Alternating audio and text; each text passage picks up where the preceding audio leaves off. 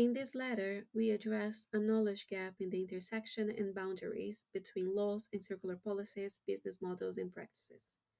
We start by exploring two main and interconnected questions in the literature. First, is circular economy a field of law in itself?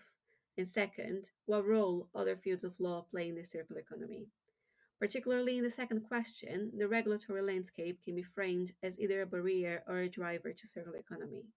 However, even when the literature mentions institutional and regulatory drivers, this is not considered in the established legislation, but looking at a shift in order to create an enabling environment.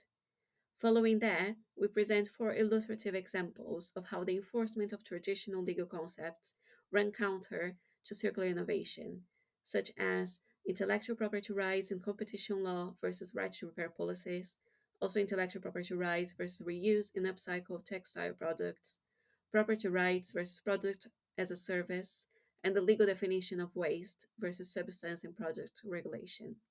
As previously argued in the literature, we tend to be late and reactive in our adjustments of regulation. We also do not have a systematic and holistic approach.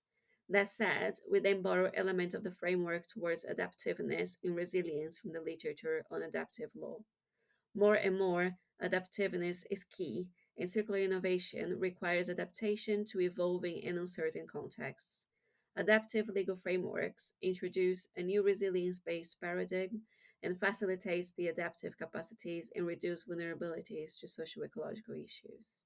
They are characterized by multiplicity of articulated goals, polycentric, multimodal, and integrationist restructure, adaptive methods based on standards, flexibility, discretion, and regard for context, and interactive legal pluralist processes with feedback loops, policy learning, and accountability. Whether we understand that circular economy is a field of law in itself or not, it is urgent that further research explore the systemic changes in law and circular policies to include adaptiveness and resilience.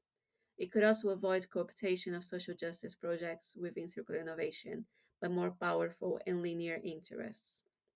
And nuanced analysis of how adaptive legal frameworks could be implemented in Global South and Global North countries would also benefit the overall goal of achieving social justice.